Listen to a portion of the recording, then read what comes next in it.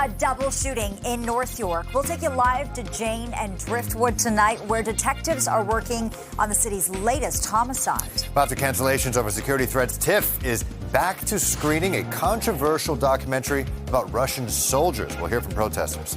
And parents, listen up. Instagram launches teen accounts to protect young users. We'll tell you more about the new restrictions. And today's Lotto Max jackpot is a record-breaking amount. What are your chances of winning, though? Not great.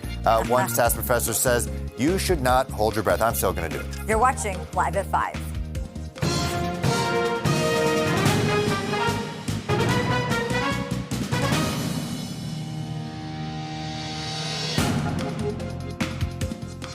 Good evening. I'm Phil Perkins. And I'm Lena Latifat. Welcome to Live at 5. Police and paramedics are on the scene of a double shooting in North York that's left one person dead. CP24's Beatrice Vason joins us live from the scene with the very latest. Beatrice.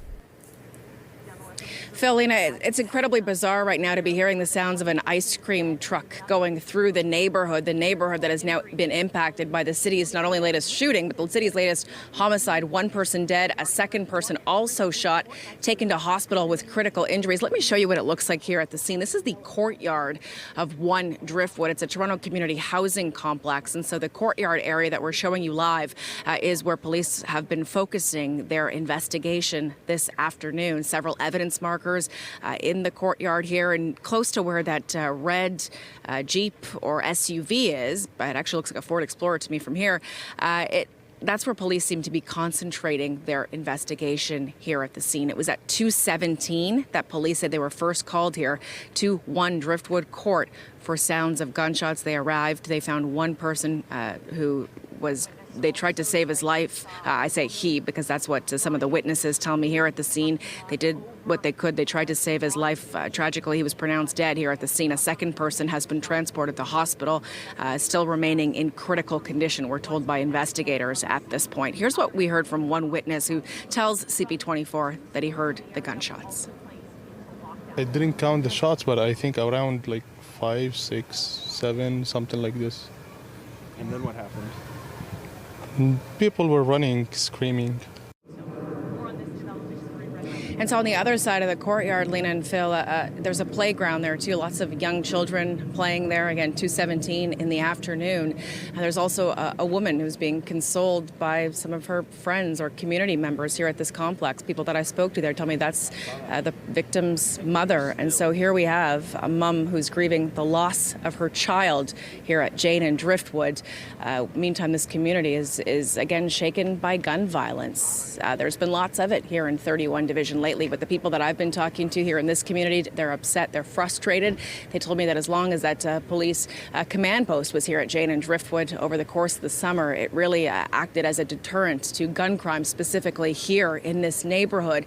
And since that command post has gone, they've seen an uptick in gun violence. And so just an awful scenario unfolding. We're expecting an update from police at some point, hopefully within the hour. Back to you. All right, we'll keep an eye out for that update. Beatrice Vason reporting live. Thank you, Beatrice. A man is dead after an industrial accident at Ontario Place. CP24 was over the scene where a large blue construction lift could be seen on its side near the bed of a truck. Emergency crews were called to Ontario Place shortly after 9:30 this morning for reports of a person who had been injured. The victim was pronounced dead at the scene. The Ministry of Labour has been notified and is investigating. Well, Peel police are investigating after a woman was found dead at a church in Mississauga this morning. Police say emergency crews responded for a medical call at the Mississauga City Baptist Church. That's on Cawthra Road near Bloor Street around 7 a.m. The woman was pronounced dead at the scene. The coroner's office is investigating to determine the cause of death. And a woman is in hospital with life-threatening injuries after being hit by a GO train in Etobicoke. Emergency crews were called to Long Branch Station around 8 this morning for reports of a person hit by a train. A woman was transported to a trauma center with serious injuries. The circumstances surrounding the incident remain unclear. An investigation is underway, and with information being asked to contact police. Well, police are investigating after shots were fired at a Midtown jewelry store for the second night in a row. Yeah, it's definitely shaking the neighborhood. It was a little before 3:30 this morning when people say someone fired a gun at a jewelry store at Eglinton Avenue West near Bathurst. It's unclear why the business was targeted, but police confirmed that no one was hurt. But about 24 hours before that, police said shots were fired at the same location by someone in a vehicle. I heard, yesterday's shooting. My friend phoned me, but he wasn't sure where it was, what building, but he said like Bathurst and Eglinton. And today, believe it or not, my girlfriend works at 6 o'clock, 5:30. We went through the back way to Spadina Road, and then going back on Eglinton, I saw a lot of police and all this, so I parked my car in the back because I live just upstairs here, and I took a walk, and I saw a lot of police, and I saw a lady, and she was telling me there was somebody shot into the jewelry store.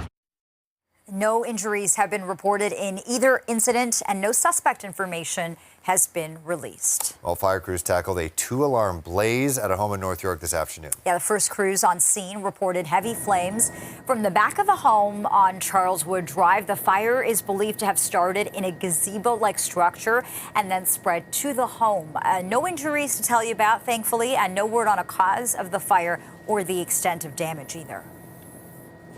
And several religious leaders are calling on the Ford government to reverse its decision to close some supervised drug consumption sites. Yeah, faith leaders gathered at Queen's Park this morning where they voiced their concerns about the closure of 10 drug consumption sites and legislation that'll prevent new sites from opening up. They say they're deeply distressed by the decision and want Premier Doug Ford and Health Minister Sylvia Jones to reverse course.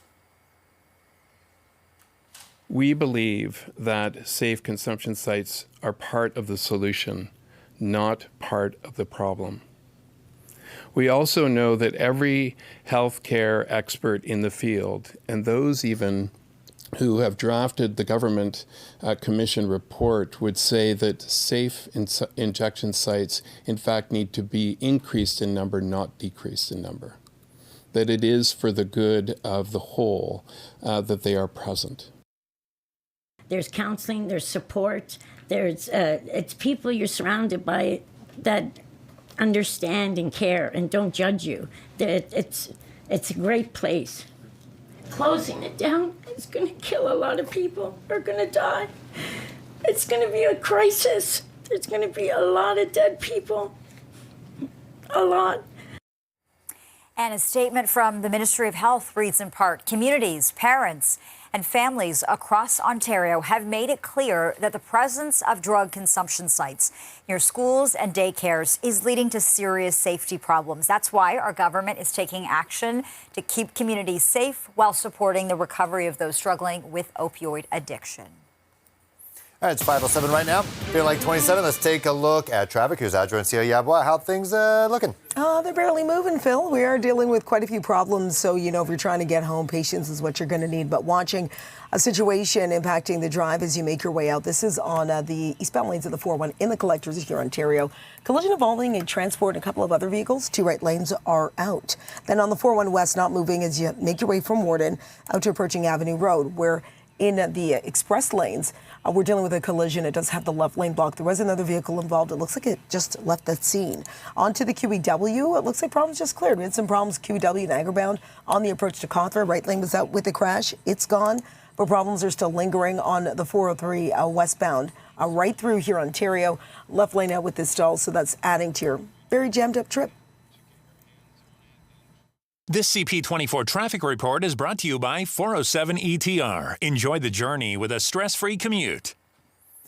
Well, a controversial documentary about Russian soldiers still being screened today after showings were canceled during the Toronto International Film Festival due to safety concerns. Yeah, right now, let's go live to CP24's Andrew Brennan. He's outside the Tiff Lightbox on King Street. A number of demonstrators around you, Andrew, and they've been there for hours.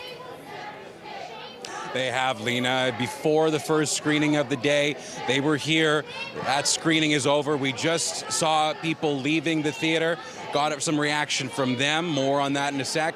But as they are still here, they plan to still be here with the next screening in just over an hour's time from now.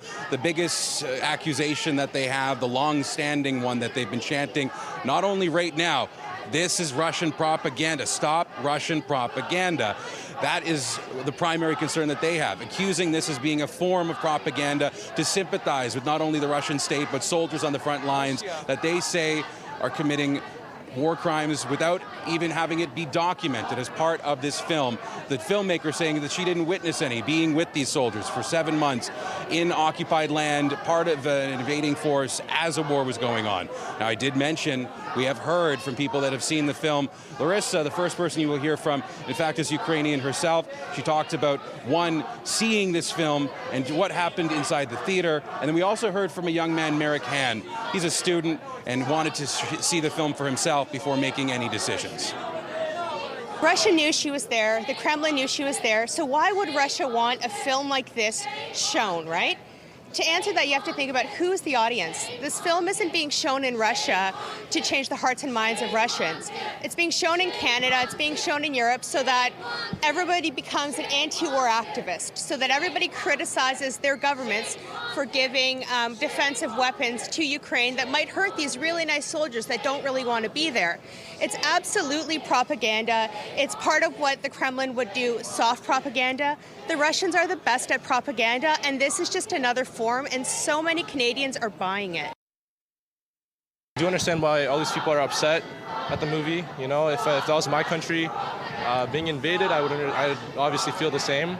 But I think it's an important movie because it tells the story of these soldiers that it's almost ironic because in the film they say, we don't know why we're here, we don't know why we're fighting for, we're not giving proper orders or training, you know, and but they still go out because they don't have a choice.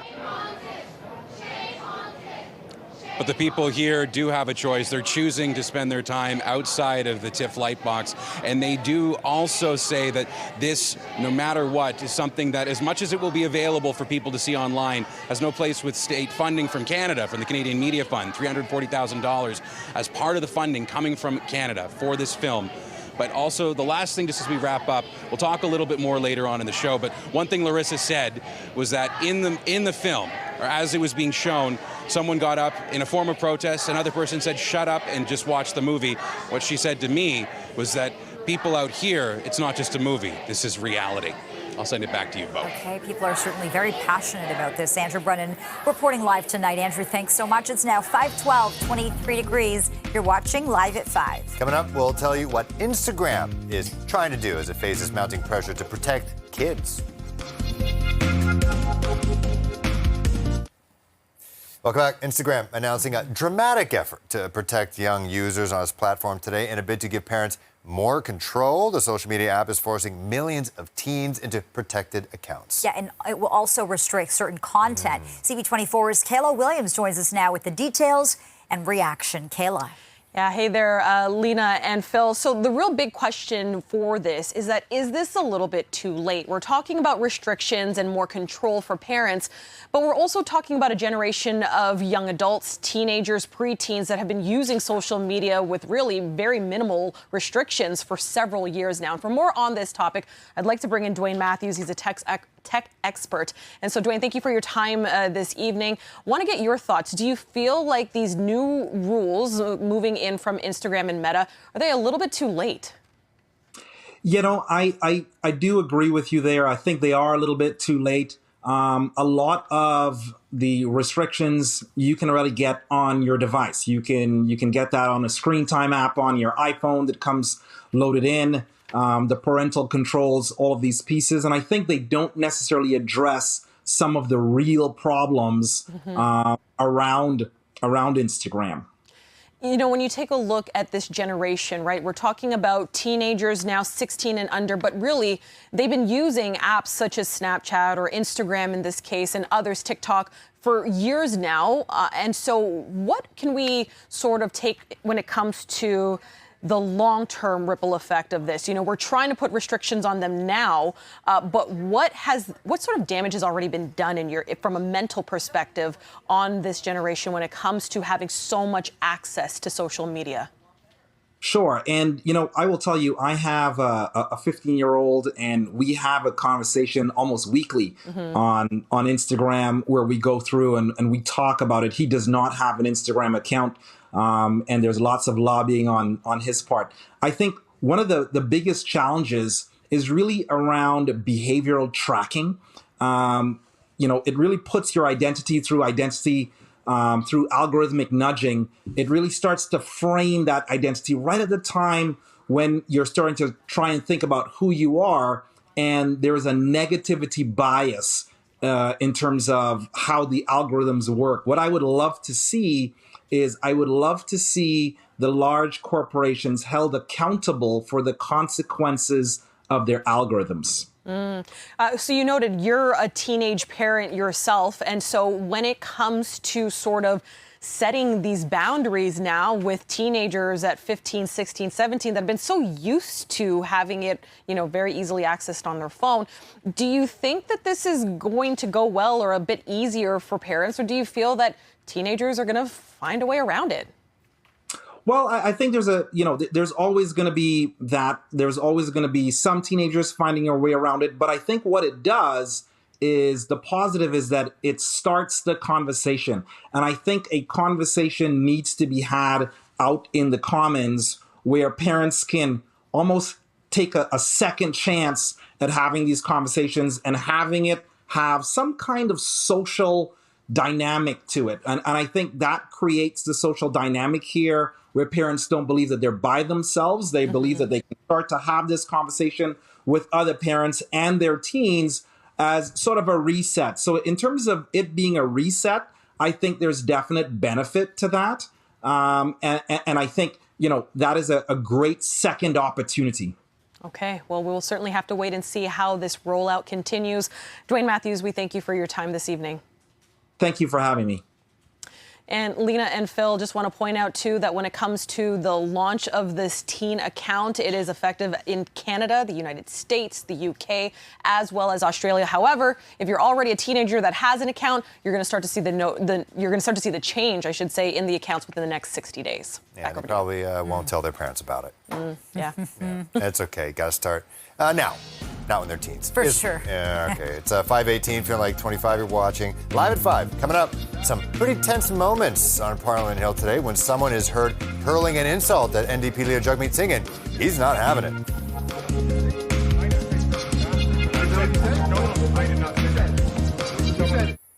Welcome back. The tensions on Parliament Hill spilled outside today when someone was heard hurling an insult at NDP leader Jagmeet Singh. Watch this.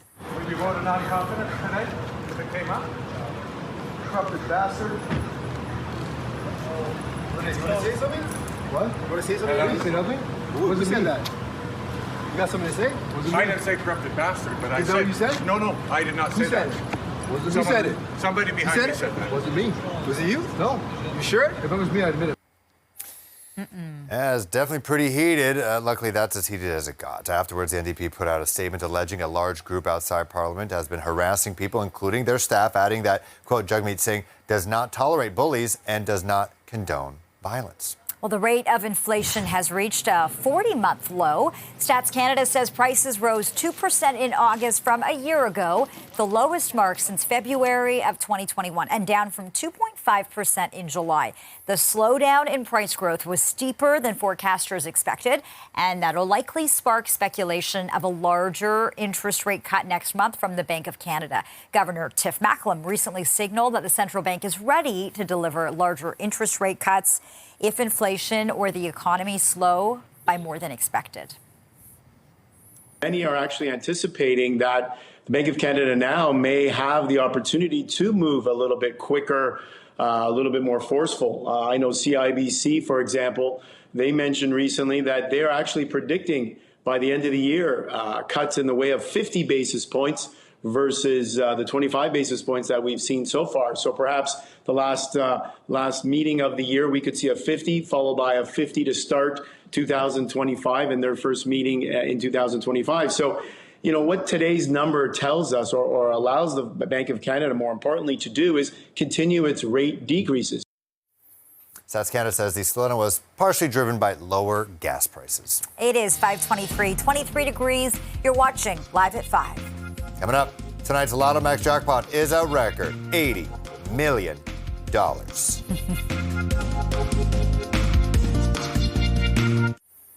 Well, a record-breaking $80 million Lotto Max jackpot is being offered up tonight. It grew by $5 million after last Friday's $75 million jackpot was not won. Well, CP24's Melissa Duggan joins us live now. She's still working here, which means she hasn't won. She said if she won, Lena, she'd quit. But we can't let you leave. Okay, but Lena, while you're here, Melissa, what would you do with 80 mil? Travel the world. Okay, I think everyone's saying that. Melissa, you? What would you do? You know, I'm right with you. I would love to travel as well. Just hop on a plane and just see where it takes you. Maybe get your own plane. Why not? I'm talking to you live along the Esplanade right now, and this is just like a microcosm of Toronto life. There is traffic. There is construction. It is loud. Everyone racing home. Imagine taking a break from all of this with your $80 million. If you have a ticket and you happen to have the right one, that's what you could do starting tomorrow with this biggest prize ever in Canadian history, 80 million smackaroos. And just for good merit, also 18 million max million prizes up for grabs. So the OLG bumped up its cap on the lottery jackpot earlier this month from 70 million to 75 million. We saw that offered on Friday. Nobody won it, and that's what's bringing us up to this big, huge number. We talked to a statistics professor at the University of Toronto, just kind of seeing exactly what our chances are for this. Here's what he's telling us. It sounds easy. You just have to pick the same 7 numbers between 1 and 50 as the jackpot people pick. So how many choices can there be? But the problem is, just to pick 7 numbers between 1 and 50, there's almost 100 million different ways you can do that. It's 99,884,400 different ways you can pick those numbers. So that's your chance of winning with a single line of tickets. And even if you got your 3 lines from, paying the $5 to get 3 different lines of 7 numbers, you still only have less than 1 chance in 33 million. It's just an incredibly small probability. We have 3 daughters and 2 grandchildren and 15 nephews and nieces, and we'd be splitting it up with everybody. So you pull the calculator out and figure out who gets what. My husband has this all figured out. I'm telling you, he's known this from the beginning. It's this much for these people, this much for these people. Do you think you have a shot of getting that $80 million prize? I mean, I wish. I think I'd keep it a secret for a bit. Yeah. And then, I have no idea. That first woman I was talking to there was telling me that it's her husband who normally buys the tickets, and she's got to double check to make sure that he's got it, maybe the winning one. You have until 10:30 tonight to pick up your tickets, by the way, for this massive grand prize. Back to you. All right, Melissa Duggan reporting live. Thanks so much, Melissa. Good luck if you're playing. Yeah. It's 5:28, 23 degrees. You're watching Live at 5. When we come back, a double shooting in North York has left 1 person dead, another critically injured. We are live at the scene, and we'll get you an update.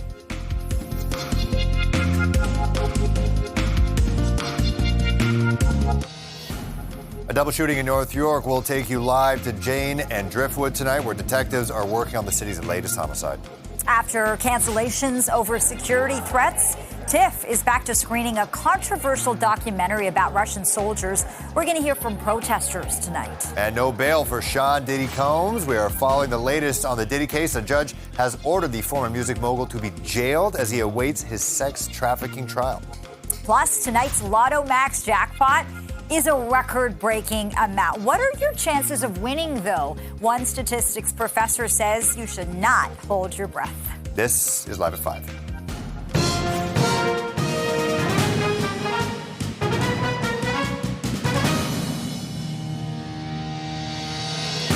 Good evening, and thank you for joining us. I'm Lena Latafat. And I'm Phil Perkins. You're watching Live at 5. Our top story. Police and paramedics are on the scene of a double shooting in North York that's left 1 person dead. CP24's Beatrice Faisman joins us live from the scene with the very latest tonight. Beatrice. Lena, 1 person is dead. A second was taken to hospital with critical injuries. We're waiting for an update from Toronto Police. The duty inspector, Todd Jocko, he'll be talking to us, along with the local inspector from 31 Division. They're set to talk to us any moment now. So, of course, when we get that update, we'll bring it to you live. Here's what the scene looks like this hour. A lot of officers here in this courtyard. This is 1 Driftwood in the Jane and Driftwood area. This is where shots rang out. It was 2:17 exactly is when police say they got the call for sounds of gunshots. They arrived here at the scene. They found one person who had no vital signs at the time. CPR was performed. This person was pronounced deceased tragically here at the scene. A second person, paramedics tell CP24, was rushed to hospital with critical injuries.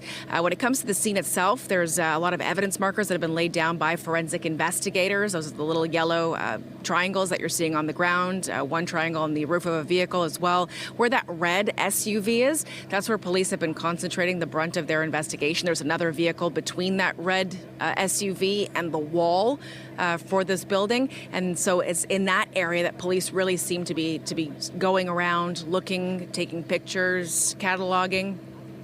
Police saying as well they've recovered 2 firearms here from the scene, Lena and Phil. It's these 2 firearms that are also going to be providing a whole lot of information to investigators that will also help investigators understand where both firearms fired, which would mean potentially was there a shootout that happened.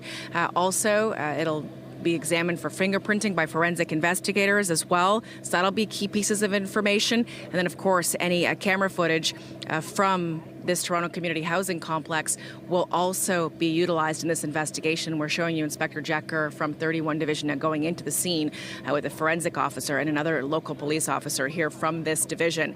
And so as soon as obviously he gets briefed by investigators here, he'll be coming over and talking to us. But we did hear from a witness as well, Lena and Phil, who heard some of the gunshots when they rang out just after 2:15, and here's what he told us. I didn't count the shots, but I think around like 5, 6, 7, something like this. And then what happened? People were running, screaming. I can tell you, Phil, on the other side of the courtyard, where there's a big police presence and there's a lot of police tape all around the vicinity of the courtyard, there's a woman there who has been consoled by other people who live here in this community. I'm told by some of the people there that's the woman who believes that her son was killed here in this shooting. Certainly police are going to be very diligent in terms of notifying next of kin before they make any identity public. But another woman who was crying told me she helped raise this young man as well, who tragically lost his life here at Jane and Driftwood. So as we wait for this police presser, we were just notified around 5:50. So in about less than 20 minutes now, 15 minutes from now, we'll be hearing from Toronto Police about the city's latest homicide. No information at this point on suspects either. Back to you. All right, very early in that investigation, Beatrice Faison live at the scene. Thank you. Also, a man is dead after an industrial accident at Ontario Place. CP24 was over the scene where a large blue construction lift could be seen on its side near the bed of a truck. Emergency crews were called to Ontario Place shortly after 9:30 this morning for reports of a person who was injured. Victim pronounced dead at the scene. The Ministry of Labour has been notified and is now looking into it.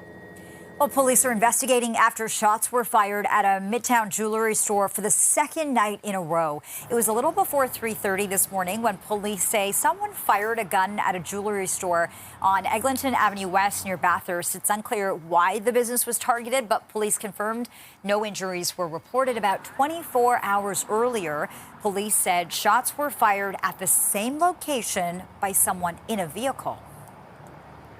I'm very, very, very surprised because I've been living here for about 60 years of my life, and I know all the stores, and we don't really have anything like this. It seems like a lot of shock in the neighborhood over there. Oh, I'm shocked. I'm kind of very, very nervous, because I just live upstairs here, across the street, so I'm kind of nervous myself, and very, very shocked. Yeah. You know what I mean? Because nothing ever happens here, really. No injuries have been reported in either incident, and no suspect information has been released. Well, arrest has been made in a sexual assault investigation at York University. 31-year-old Kevin D'Souza is charged with 3 counts of sexual assault, possession of counterfeit money, and failing to comply with a release order. Police say on August 15th they responded to a call on the campus at York. It's alleged that the accused approached women and talked to them before attempting to draw them into a private area. When the women attempted to leave, they were then sexually assaulted. Police believe there may be additional victims. Well, several religious leaders are calling on the Ford government to reverse its decision to close some supervised drug consumption sites. Faith leaders gathered at Queen's Park this morning, where they voiced concerns about the closure of 10 drug consumption sites and legislation that'll prevent new sites from opening. They say they're deeply distressed by the decision, and they want the Premier and Health Minister to reverse course. I'm hoping that perhaps if facts and figures and science and data have all failed, perhaps we have a chance to reach his humanity. Perhaps we have an opportunity to try once again to convince him that we are talking about human beings who will die. I've been an addict for 30 years and now clean for 2. For 2 years clean, no needle, no nothing. But I've called, and you have to wait a year to get a bed. You know, you have to have this, you have to have detox or go through this, or you have to have an address, and a lot of people are homeless, or they make it very difficult in order to get to there. And a statement from the Ministry of Health reads in part, quote, communities, parents and families across Ontario have made it clear that the presence of drug consumption sites near schools and daycares is leading to serious safety problems. That's why our government is taking action to keep communities safe while supporting the recovery of those struggling with opioid addiction. It is now 5:38, 23 degrees. Let's get a check on that drive home. Adjoa keeping a close eye on the roads. I definitely am, Lena, and still watching ongoing problems impacting the driver commuters trying to get out of Mississauga via the eastbound 401, and they're stuck in the collectors. Here's the reason. So eastbound 401 collectors, just as you make your way through here, Ontario, it is a pretty serious collision involving 2 trucks and a sedan. So the 2 right lanes are blocked in the collectors, but the good news, the express lanes are available. So that's where you do want to be. There is quite the delay in the collectors from well before Mavis. Headed on the 401 westbound through the construction zone just as you approach Avenue Road. We are dealing with a collision that does have the left lane blocked, so only that single right lane is getting by. In this instance, stick with the collectors. And still pretty busy on the DVP north and southbound between Bayview Bloor and the 401 and the Gardner Slows as you make your way into and out of the downtown core. Very busy. I'll send it back to you both. That is what it is. It's 5:30. I mean, like, what can we do? It's Toronto, and it's traffic. Toronto. You can win the lottery. It is 5:39. Feeling like 25. You're watching Live at 5. Well, coming up, Tiff is screening the controversial documentary Russians at War today. This after postponing last week's showings over safety concerns. We're going to take you live to this, a demonstration outside the Tiff Bell Lightbox. A controversial documentary about Russian soldiers is being screened today after showings were canceled during the Toronto International Film Festival due to safety concerns. Let's go live now. CP24's Andrew Brennan outside the Tiff Lightbox on King Street. You've spoken with the protesters and people who've actually seen the doc as well.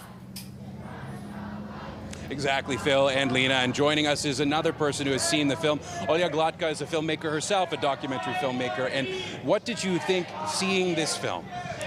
Having seen the film now, I think this is a beautiful example of how propaganda kills. It is an important account of propaganda messaging being implanted into people's heads and spreading widely. And I think this film is important to screen in Russia. It is important for Russian people to see how propaganda kills, but showing it here in Canada does very different things. It humanizes the soldiers and make Canadians pity people who chose to go to the front lines and kill and commit international war crimes. And instead, it humanizes them and shows them as the victims of the regime.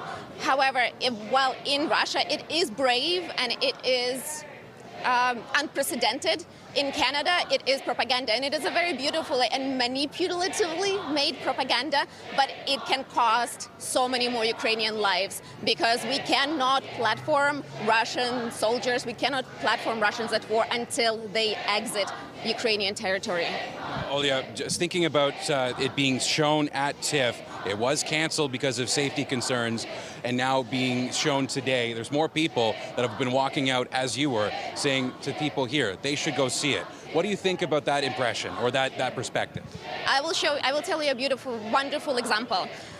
As much as the filmmaker herself chooses, handpicks the facts and narratives to showcase, and some narratives and some facts to completely hide away and not mention, such as TIFF also decided to handpick facts and handpick realities by simply not including in their bios and in their description of the film director Anastasia Trofimov's years and years of collaboration with Russia Today, which has just recently been banned by Meta for international interference and for as a disinformation channel. Molly, I wish we had more time to chat. I thank you so much for your time, and we're going to send it back inside. We have more people that we've spoken to over the course of the afternoon, and those will be shared live on CP24, well, not live, but throughout the evening on CP24, and we'll hear from the filmmaker herself at CTV News at 6. Back to you. Okay, lots of differing opinions. Andrew, thanks so much for those conversations.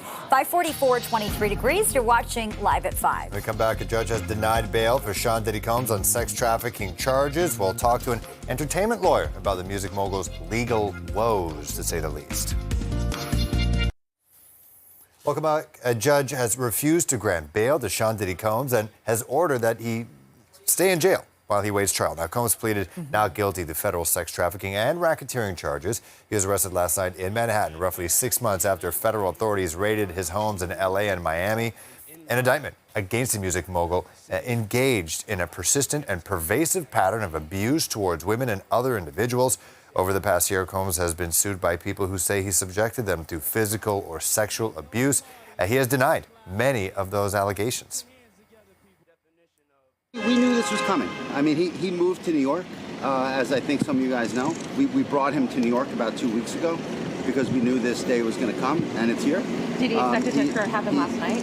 Was that planned? No, it's not planned. Certainly, it's not planned by us. I mean, he came here to surrender at a time agreeable to the U.S. Attorney's Office, and then they arrested him last night.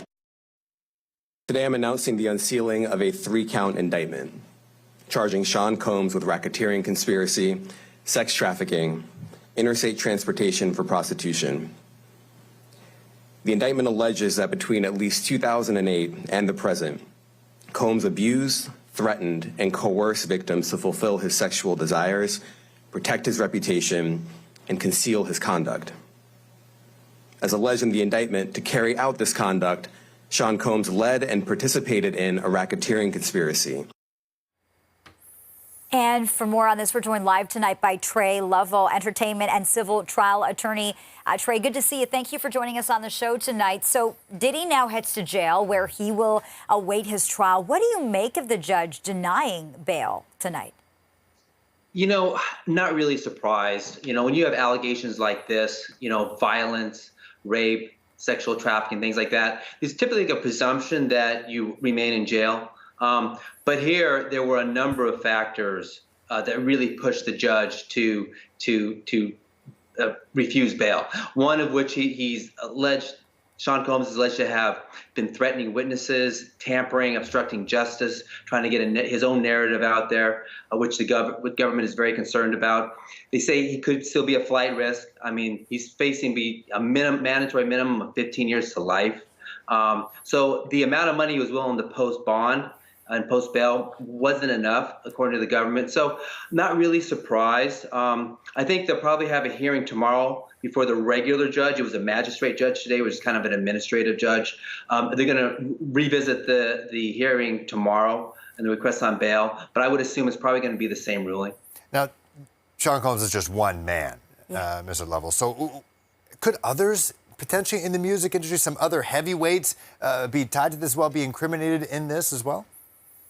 We don't really know that yet. What's interesting is he was the only one in the indictment, him and his companies. And oftentimes in RICO cases, you have more than one person because it's part of an enterprise, and thus by definition, other people are involved. But it seems he is the main target here. Now, even in the indictment itself, they say that he was helped by his security staff, his assistants, and people around him. So there were people that were helping him to perpetrate the crimes, to conceal the crimes, but they haven't been indicted yet. And so my thought is he's the target. They must think they have enough evidence, and not need to indict other people to get them to flip, which often happens. And it may change. The investigation is still active. A lot of times they will add defendants. Sometimes they'll add charges. But at this point, he seems to be the focal target. Trey, I want to talk about the magnitude of these charges because they're incredibly serious, incredibly disturbing as well. As you noted, we're talking about allegations of rape, coercion, violence, sex trafficking. It's important to note that Diddy has denied many of the allegations. But why do you think these allegations are coming to light now? It really was started with the civil suits. And this often happens. Sometimes when there's civil suits are filed and they allege crimes, it gets the attention of the prosecutors. And here there's upwards of 10 civil suits that were filed against Diddy, alleging very similar claims: rape, sexual trafficking, abuse, violence, things like that. And the government started to look at it. You just knew that they were going to develop a criminal case behind it. So, it wasn't really a surprise because of the civil suits. You knew that they were going to lead to an investigation criminally. And then when his houses were raided in Los Angeles and Miami, and supposedly the government retrieved video and other significant evidence, you just knew that the indictments were inevitable. Okay, Trey Lovell, thanks so much for your insights. We appreciate this. Thank you so much.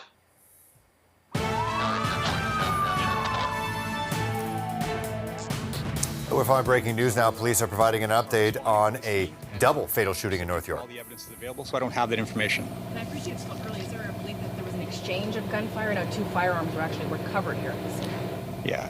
So yes, there were 2 firearms recovered, but I don't know the circumstances if there was an exchange of gunfire. Again, it's still early, and I haven't been provided that information.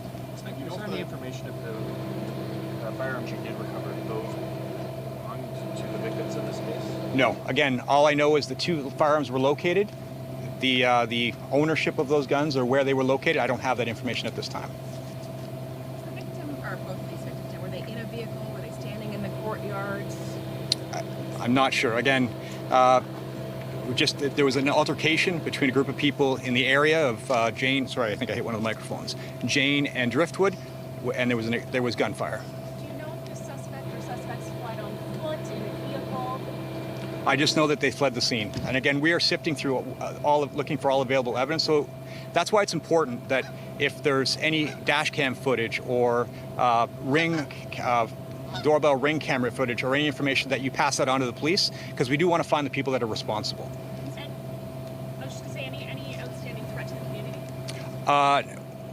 No. I mean, there's a lot of police presence. As I mentioned earlier, there is going to be very much an increased police presence here, including a command post. And we are working closely with our community partners to make sure that we are providing safety and support to the community. The altercation, did it happen here in the same place where the shooting occurred, or did it start elsewhere? I'm actually not sure. One more question? If I may, just in terms of the community itself, I mean, I've been talking to some of the people on the other side of the courtyard. They expressed the fact that when there was the command post here, there was almost a deterrence. People didn't commit crimes because of a police presence. As soon as that command post left, there was obviously, now we see a double homicide here. What do you say to the people who live here in this community in terms of their safety and officer, not protection, but officer response to this community? Listen, this is a very difficult situation. To know that 2 people were just killed here, just steps away from us, is a horrible thing. This community is working hard. They're working hard with us. We have a very strong relationship with this community. We have our neighborhood officers assigned here, and they're on patrol every single day in this area. And they're making a lot of inroads and speaking with the community. And, it's important to remember all of the community work that's being done in terms of not just, in the outreach, but as well, more importantly, what are we doing to prevent this from happening in terms of working with our youth. And we have a lot of community programs where our officers are working with the youth and getting them in the mindset to make better decisions so that it doesn't come to this. So this is these are some of the things that we're doing here in 31 Division, and as well working across the city to reduce gun violence. Thank you, everyone. All right, listening to Toronto Police speak with reporters at the scene of a double shooting by Jane and Driftwood tonight. We can now tell you this is a double homicide. The second victim shot has now died. A firearm has been recovered on scene. Witnesses tell CP24 they heard multiple gunshots. Police say there was an altercation, and that is what led to gunfire. As for suspects, they say they fled the scene, but they do not have descriptions at this time. Keep it here on CP24 as we keep a close eye on this breaking news out of North York. It is 5:36, Film Lake 25. You're watching Live at 5. More of today's top stories when we come back. All right, it'll be a good night to take a glance at the moon. A partial lunar eclipse is set to occur during a supermoon tonight. I love that. My kid calls them big cheese moons. A partial eclipse, right, happens when the Earth passes between the sun and the moon, casting a shadow that darkens a sliver of the moon. The moon will also appear a bit larger in the sky tonight. The best viewing time will be around 10:44 p.m. No special eye protection is needed because it's not a solar Yeah, eclipse. your son Reese will be fast asleep by then, I imagine.